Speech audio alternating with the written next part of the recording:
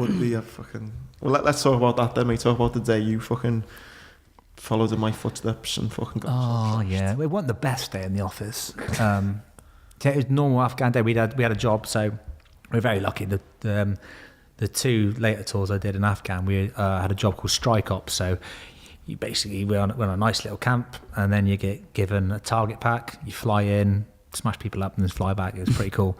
So this one day we had this job to go to an area that we'd actually been before. It was quite gnarly over there.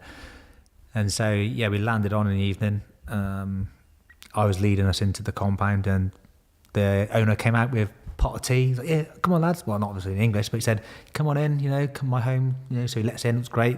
We built up the defences of the evening. Because you do sort of part of your SOPs. So we put sandbags on the roofs, made gun positions to see if we could defend the place.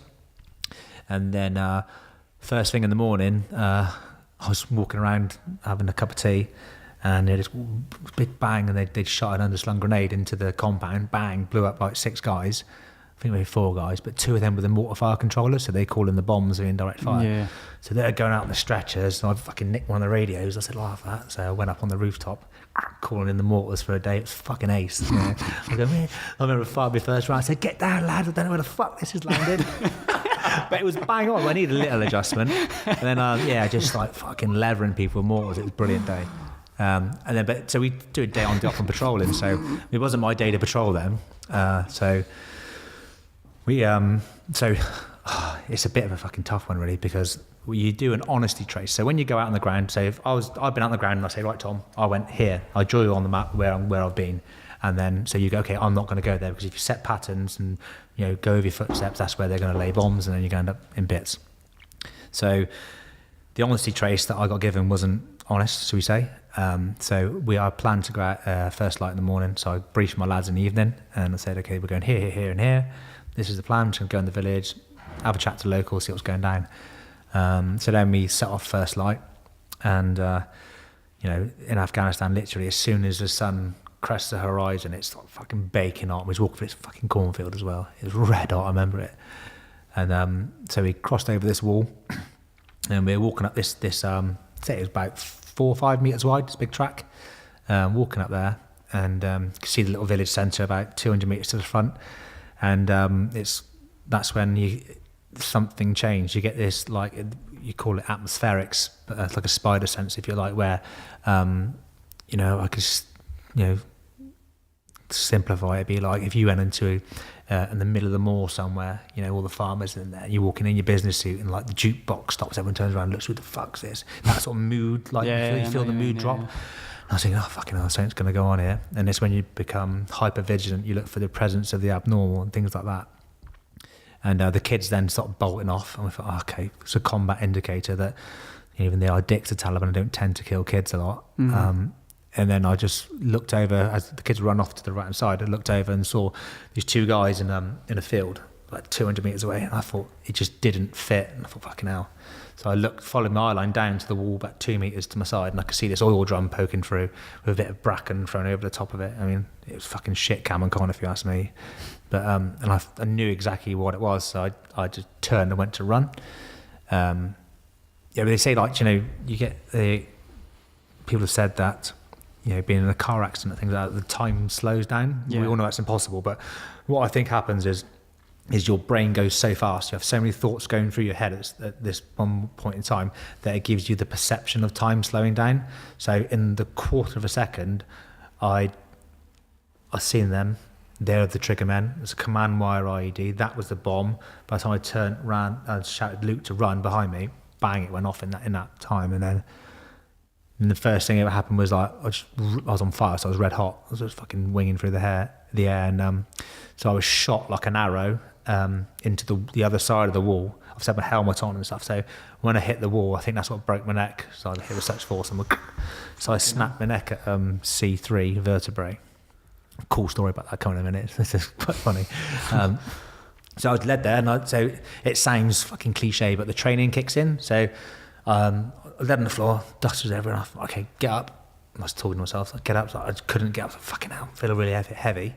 So right, check yourself over. So my right leg was hitched up right underneath my arse sort of thing. I was a snotty heap on lead on my right hand side. So reached down my right leg. Yeah, could feel all that. Good. And I was searching with my left hand. So I went down to my left leg and I felt it really wet. So I pulled my hand up and I was like, it's covered in blood. Okay, there's blood there, but it's attached. And I could feel my heel as well. I couldn't quite get to my toe because I couldn't move very well. Most of that. Okay, we're doing well. And so I went to check my right arm and I couldn't feel my arm. I was actually lead on it. I didn't realise I was lead on it. I was like, fucking hell, I can't feel my arm. And then like the corner of my eye, I could see this massive pool of blood forming. And I was like, fuck, lost my arm. That's what I initially thought, because I couldn't feel it either. So I reached in our shoulder patches, we have tourniquets. So I was reaching into my shoulder patch to get my tourniquet out, and I was like, just really struggling, couldn't really move very well. And I still had a rocket attached to me actually. So I was bloody trying to, I was like, fucking hell, couldn't get it. Then my hand slipped and went inside my neck. And I was like, fucking hell. And I sort of just pulled it out and I thought, fuck, what was that? I didn't realize. And then I could sort of let there. I was like, the pumping. Yeah, I was like, fucking hell. What, could you hear that? Yeah, I was like, they fucking got me, the bastards. They finally got me. And I got me at that point there is when I went, fuck it, wrapped. I thought, oh, they've done me. And then, I make light of it now, but obviously at the time I was like, fucking hell, they got me. But, and then literally then is when Richie come running through the dust. I still think, I see Richie quite often, so he said he walked to me, but it looked to me like he was running, but I was obviously fucking hanging out. Then he came to me we're trained to ridiculously high standards in trauma management and stuff. I mean, if your leg fell off now, Tom, I think between me and Andy, we could probably save you. Nice one. So you'd be all right.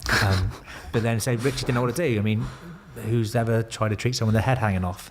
So yeah, because like you got to stop the blood, but then you don't. The blood's got to get to. Yeah, exactly. So that's why I got the brain damage in the end. But so Richie just packed me full of dressings and Celox and dressings, and then just tried to stop bleeding, and then stuck his knee in, which stemmed the bleeding. But because there was a big hole in my carotid artery, I had no blood flow going to my brain. So that's why I ended up getting the brain damage from. So it's like the reverse of a stroke, if you like, whereas like strokes are bleeds on the brain. Yeah. It's actually called a cerebral infarction, I think. So because I had no blood going to the cells, that's why they died. So I was led there, fucking hell, I'm all right, sort of thing. And then I just remember saying to myself, right, okay, I remember Rich was talking to me, saying, you're all right, mate, you're all right. Yeah, just encourage, as you would do. I think, yeah, okay, I was still with it. And I remember thinking, right, okay, just stay awake, keep moving. And I thought to myself I was having a little rave sort of thing, going crazy, but apparently I was just slowly moving my shoulders and stuff and moving my hands and stuff. I remember trying to put my hand up to block the sun, just booming the sunshine, kept putting my hand up thinking, fucking hell, I'm blind it. And so they got me to where the helicopters were going to pick me up. So before that as well, so because I was the commander of the radio, my radio was now basically a bag of springs. It was smashed to pieces in the bomb. And the other radio in the section, so we have it's filled with crypto, they call it, so it's coded something, and so the blast wave had knocked all the fill out of it, so it used to man or beast, so we couldn't call for help, so had to relay through the personal radios through to the base we just left to then get the helicopter in. And it was then when I was led on the stretcher on the grass. So they dropped me over the wall first, well, dicks. But so I was led down the stretcher, and then like I remember it was when Richie did stop the bleeding, but he stuck his knee into my neck, which didn't help my broken neck. But you just do what you can. Did you know it was broken? No, I was fucking out of it. I didn't really know what was going on. I remember just thinking, stay awake. And then so I was led there, and I started. Everything was getting really heavy, and I'm thinking, oh, fuck, I'm going. And sort of just, there's no white light, no bullshit like that. Just everything was completely black. And then I remember seeing like this, just like it looked like a little flicker thing. I thought, what the fuck is that? I remember saying to myself, what the fuck is that? And then it just zoomed in, and what it actually was Vicky on me, giving me the old chest compressions. I was like, fuck. And I was back in the room then. And when I was like really groggy before, I was 100% with it. Like I'd just taken speed or something. I was like, whoa. I said, I need to get the fuck out of here now. I said, where's the helicopter? Oh, it's coming. I was like, fucking get it here now. Like flapping a little bit, I must admit. And then I remember I could hear the rotor blades. I was like, fucking yes. So just stay away. If you get on the helicopter, you've cracked it. And then I remember that when the helicopter landed behind me, I could feel the hot exhaust on my neck. I was like, yes, just a little bit more. And then they put me up onto the helicopter. And I remember seeing this guy in a flight helmet, And I thought he got like a hose pipe and jammed it down my neck, but it was actually the little airway thing, to keep my airway open. And then they put me down, and then that's the last thing I remember. But there was 6 of us involved in the blast, so there was other lads on the helicopter, so they were there. So it was a big. Yeah, it was a big old bit of kit, it smashed the wall to fucking pieces, and it injured, so Peter shrapnel went into Luke's brain, smashed all his side up. Gav broke both his legs, I think, and had like chest concussion injury sort of thing. They did like smashed his lungs up. Ben had his legs smashed up. Jordan got away with it, and who else did it? No, Jordan got the shrapnel on the backs of his legs, and Spence had his throat ripped open. So yeah, we're all in a bag of shit really, and so I was on the helicopter, and that's when I don't remember anything else, and then that's when the rest of the lads on the helicopter were saying they were giving me old defib to get me going again, and we have quite a bit of dark humour in the corps, so the lads actually crated me. So being crated means you have to buy a crate of beer, because I was Jack, so I took all the blood, because the other lads needed blood and there was none left, but I had it all. So they crated me, the bastards. And I woke up a couple of days later in Birmingham. Well, you flew straight from Bastion from point of injury to being on the operating table in Birmingham, 20 hours. Mate, you said the same thing. You can't even get back on R&R that quick.